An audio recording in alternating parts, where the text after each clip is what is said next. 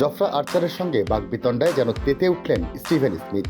English গতিময় পেসারের পরের বলটি fine leg দিয়ে উড়িয়ে গ্যালারিতে ফেললেন তিনি।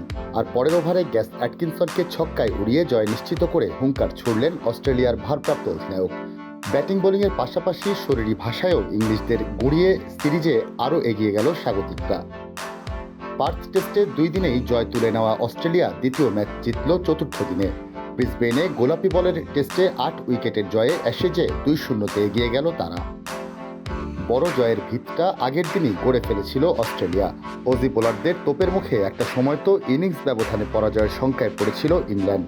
রোববার বেন স্টোকস ও উইল জ্যাক্সের দৃঢ়তায় সেই বিব্রতকর পরিস্থিতি থেকে বাঁচলেও চিরপ্রতিদ্বন্দ্বীদের খুব বড় লক্ষ্য দিতে পারেনি ইংলিশরা। ইংলিশদের দেওয়া 65 রানের লক্ষ্য 10 ওভারেই ছুঁয়ে ফেলে স্বাগতিকরা। অস্ট্রেলিয়ার জয়ের নায়ক মিচেল স্টার্ক প্রথম ইনিংসে 6 উইকেট সহ ম্যাচে মোট শিকার ধরেন 8টি।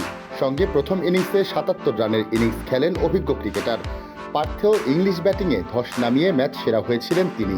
অ্যাশেজের প্রথম 2 টেস্টে ম্যাচ সেরার পুরস্কার জেতা স্রেফ তৃতীয় ক্রিকেটার স্টার্ক।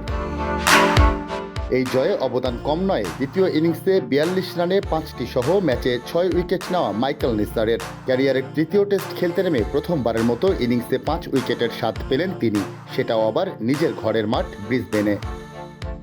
আগামী 17 ডিসেম্বর অ্যাডিলেডে শুরু তৃতীয় টেস্ট।